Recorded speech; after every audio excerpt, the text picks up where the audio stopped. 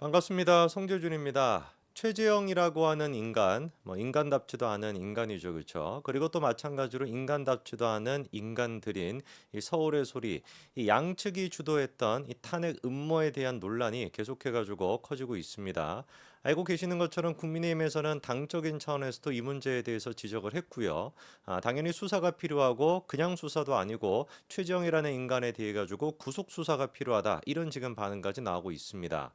그럴 수밖에 없는 게 이미 전력이 있지 않습니까? 최재형과 서울의 소리 두 사람이 짜고서 손목시계 같은 거를 카메라였죠, 그렇죠? 그거를 숨기고 김건희 여사를 몰래 이제 그런 식으로 찍고 그리고 미리 준비해 놨던 디올 파우치 같은 것들을 줘가지고 뭔가 영부인이 이런 식으로 선물을 받고 청탁을 들어주려고 한다라는 식의 음모를 또 꾸몄던 게 최재형과 서울의 소리 이 인간들이다 보니까 안 하고 남는 게 더 이상한 거 아니겠습니까? 그렇죠? 당연히 하고도 남았겠죠. 그렇죠?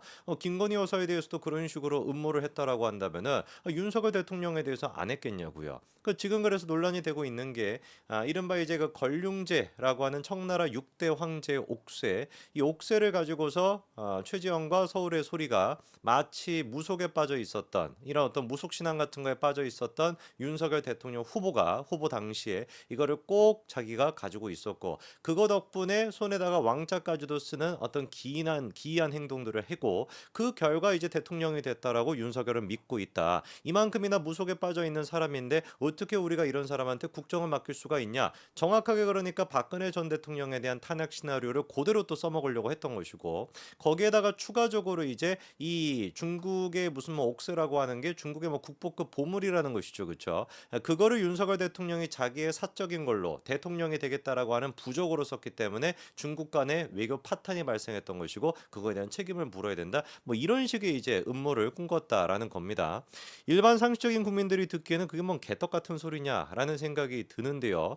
문제는 이제 일반 국민들이 그렇게 많지가 않다라는 것이죠. 그렇죠? 대한민국에서 상식적인 판단하는 사람들이 지금 한 40%도 채 안 되지 않겠습니까?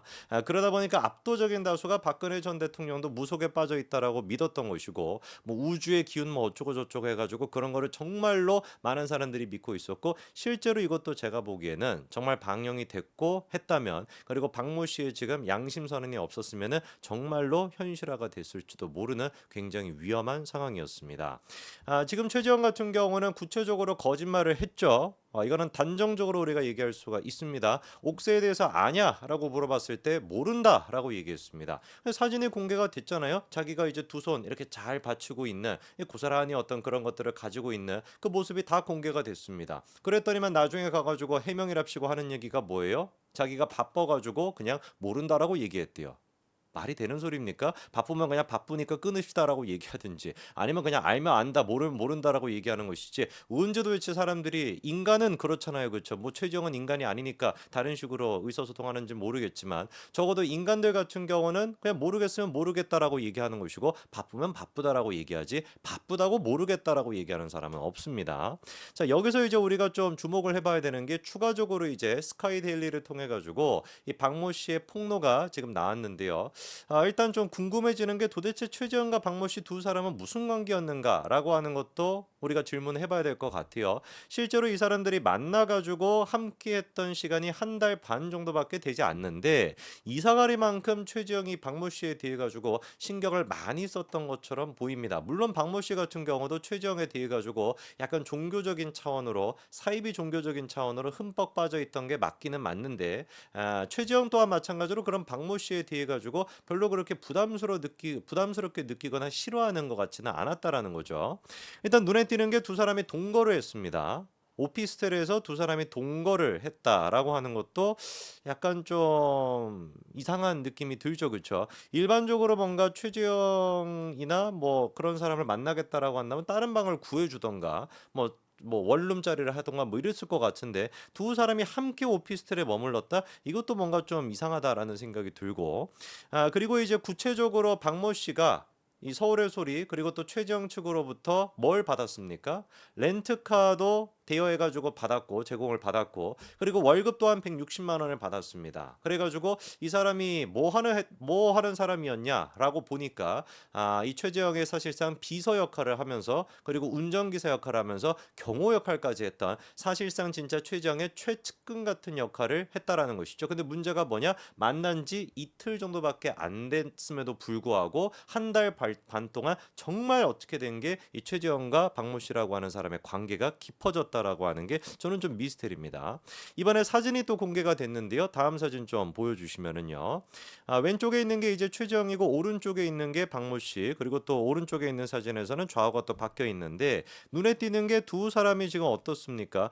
손을 저렇게 꼭 붙잡고 있는 모습이 보여요.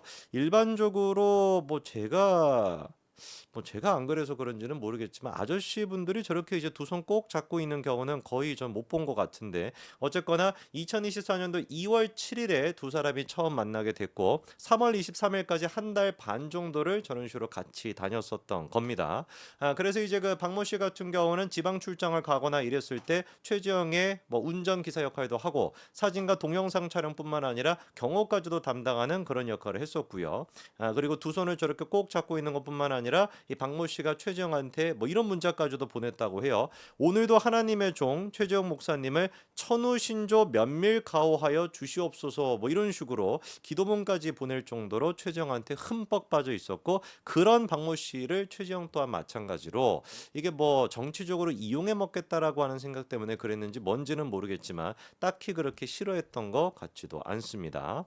자 그러면서 어쩌다가 그러면 두 사람이 이번에 분리하게 됐는가 한 달 반 만에 헤어지게 됐는가 쉽게 얘기해서 박모 씨가 두려움을 느꼈기 때문입니다.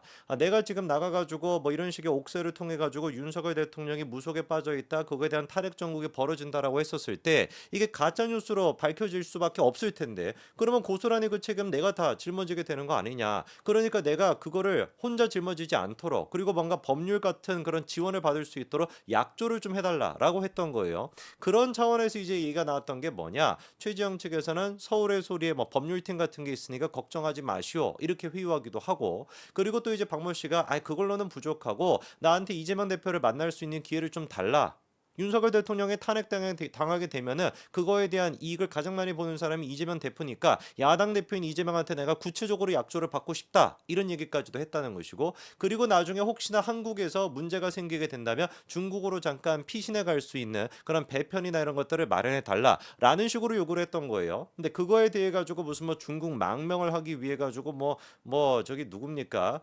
저기 그 중국 대사관을 뭐 어떻게 해달라 그런 식으로 이제 과장되게 지금 서울에서는 얘기하고 있지만 제가 봤을 땐 박모 씨의 제안이 그렇게 비현실적인 얘기는 아닌 것 같습니다. 실제로 박모 씨가 하는 얘기가 뭐냐? 다음 기사 좀 띄워주시면 가짜 시나리오에 의한 영상이 채 만들어지기도 전에 그러니까 영상도 찍기도 전이었다는 거죠. 최재형이가 연일 여기저기로 돌아다니면서 청나라 옥새를 언급하면서 중국과의 외교 분쟁이 있을 것이다. 엄청난 사연을 곧 공개할 것이다. 천공이 왕자를 써준 것이다. 라느니 계속해가지고 떠벌리고 다니다 보니 일이 너무 커져가지고 그때부터 내가 두려움을 느끼기 시작했다.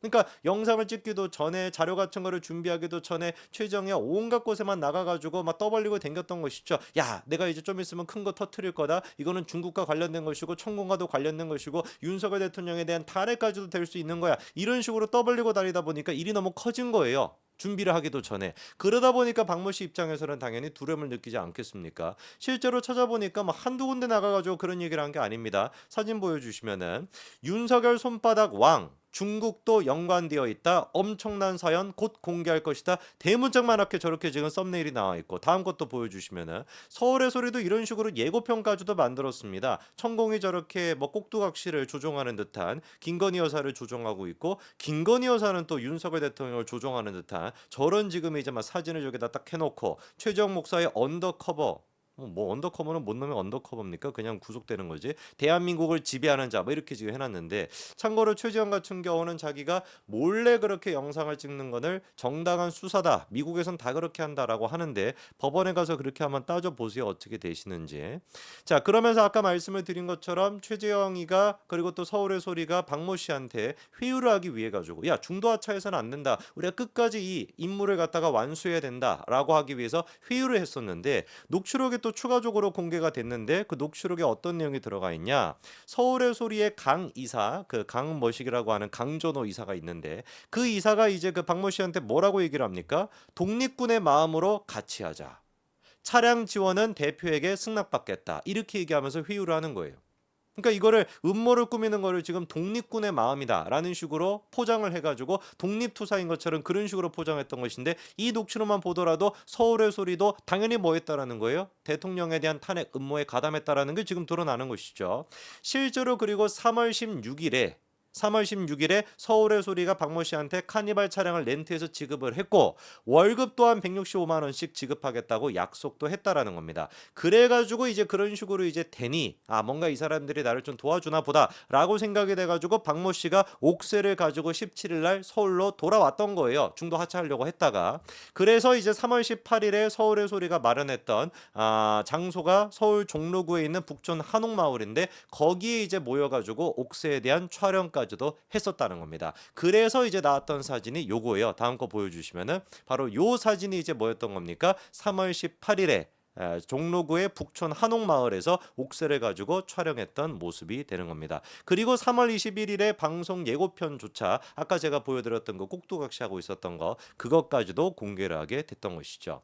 이후에 이제 3월 25일에 박모 씨가 좀 두려움을 더 많이 느껴가지고 이거 안 되겠다. 최재형이가 여기저기 나가가지고 떠들고 댕기니까 안 되겠네 싶어가지고 파일 삭제를 이제 강력하게 요구를 했고 그랬더니만 이제 또 서울의 소리 측에서 박 씨를 어르고 달래고 막 이렇게 해가지고 결국에 옥신각신 끝에 작업된 영상 파일을 삭제하기로 합의를 했는데 삭제하기로 합의했음에도 불구하고 알아봤더니만 삭제가 안 됐던 거죠. 그래서 다시 한번 따지니까 서울의 소리 측에서 야 우리가 렌트해줬던 거 그 비용 그리고 또 월급 165만 원 그거 반납해라는 식으로 협박을 하면서 차량 도난 신고까지도 하겠다. 네가 이 차량을 갖다가 우리 법인 렌트로 했던 것인데 네가 타고 다니지 않았냐? 지들이 줘놓고서는 너가 타고 다니지 않았냐? 이거 불법적으로 너가 이용한 것이다. 차량 도난 신고까지도 하겠다. 이런 식으로 윽박 지르는 게 다 지금 녹취록에 들어가 있다는 겁니다. 결국에